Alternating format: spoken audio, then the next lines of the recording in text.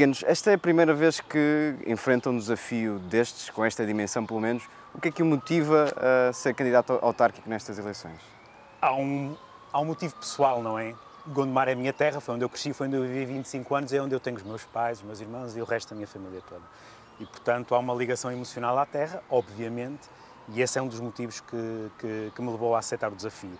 O segundo motivo é um motivo político, não é?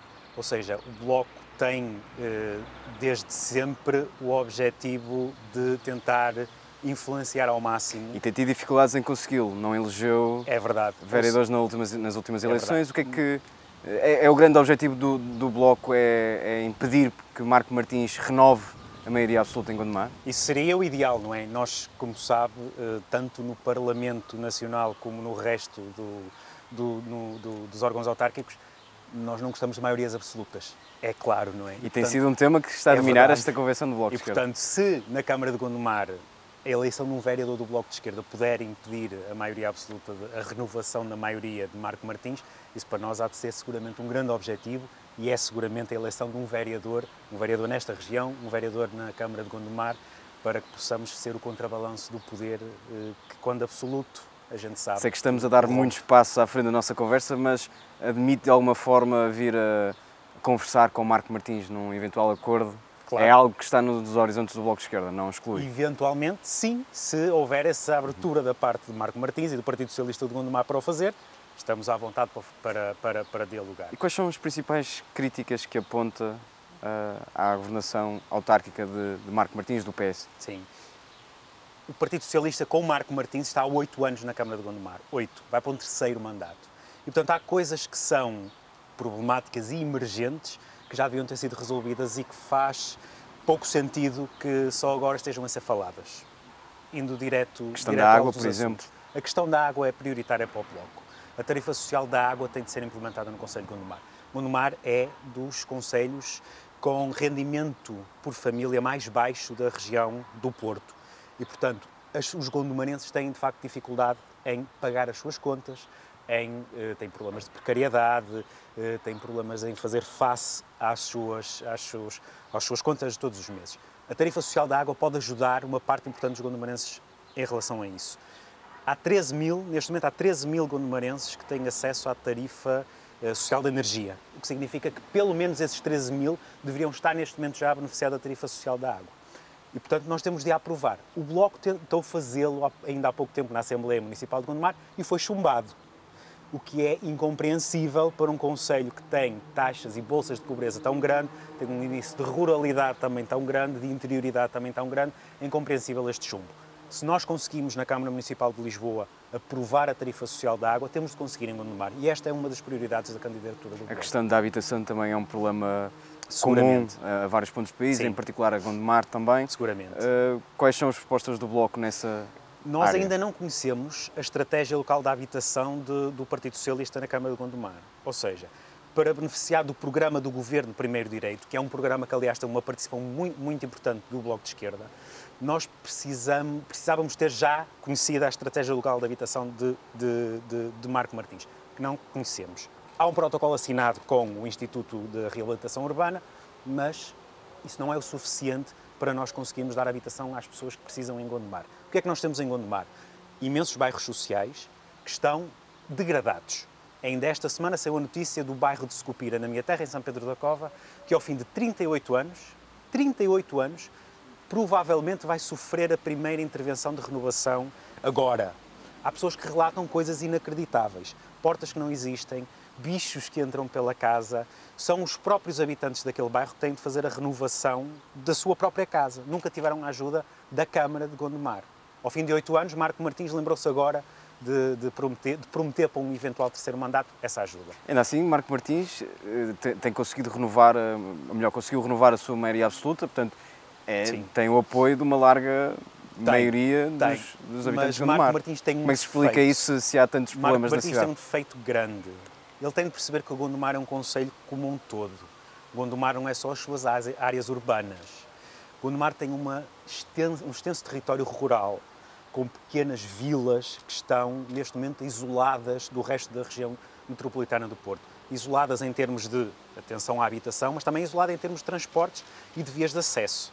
Marco Martins precisa de perceber que Gondomar não é Rio Tinto e Gondomar não é só São Cosme ou Valbão. Gondomar tem muito mais território e muito mais população que precisa que a Câmara olhe para aquelas populações e lhes dê as condições básicas de sobrevivência que elas precisam. Deixe-me perceber, está a sugerir que Marco Martins governa só para uma parte do Conselho onde estão concentrados muitos votos? Não estou a sugerir, estou a dizer que Marco Martins tem assentado a sua atenção, sobretudo, nas zonas urbanas do Conselho. E as populações têm sentido isso e têm-nos relatado isso, sobretudo as populações do interior do Conselho.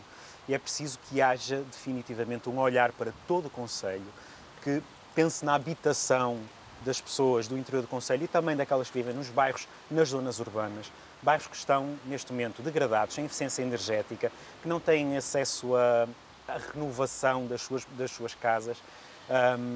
Nós temos no Conselho de Gondomar, só para dar um exemplo, nós temos no Conselho de Gondomar 4,5% de habitação social. É de facto mais do que existe na média do país todo, mas é menos do que existe no Conselho do Porto. E todos nós sabemos que o Conselho do Porto tem rendimentos superiores ao Conselho de Gondomar.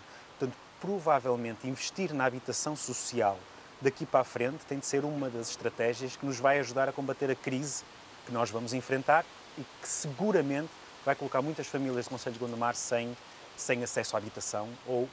Esse é um lado da resposta, da questão da habitação social. A questão do arrendamento acessível também é uma preocupação do Bloco. Claro. Que medidas é que o partido terá nestas eleições autárquicas? Claro, ou vai Marco propor? Martins, Partido Socialista, aliás, quando assinou o protocolo com o Instituto de Reabilitação Urbana, fez uma coisa que foi apostar, sobretudo, na reabilitação dos edifícios. Está correto da nossa parte, mas nós achamos que tem de haver tem de haver um aproveitamento do programa Primeiro Direito para novas construções. E, sobretudo, novas construções que tenham em conta duas coisas. Em primeiro lugar, a acessibilidade. Acessibilidade para pessoas com mobilidade diminuída. Nós, neste momento, temos um problema grande de que os edifícios, sobretudo dos bairros sociais, têm poucas acessibilidades para pessoas com mobilidade reduzida. A questão da eficiência energética é muito importante. E, portanto, as novas construções têm de contemplar essa eficiência energética e tem de haver também um compromisso da Câmara Municipal para com o solo, ou seja, todas as novas construções têm de ter um mínimo, que nós propomos que seja 25%, de renda acessível.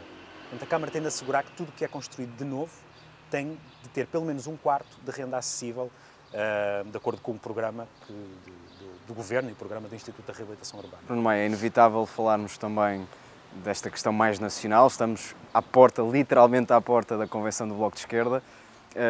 Teme, de alguma forma, que esta tensão entre PS e Bloco de Esquerda a nível nacional possa influenciar aqueles que serão os resultados nas próximas autárquicas? Temos discutido muito ao longo desta Convenção qual é o papel do Bloco, se é ser oposição, se é ser um parceiro ativo de governação.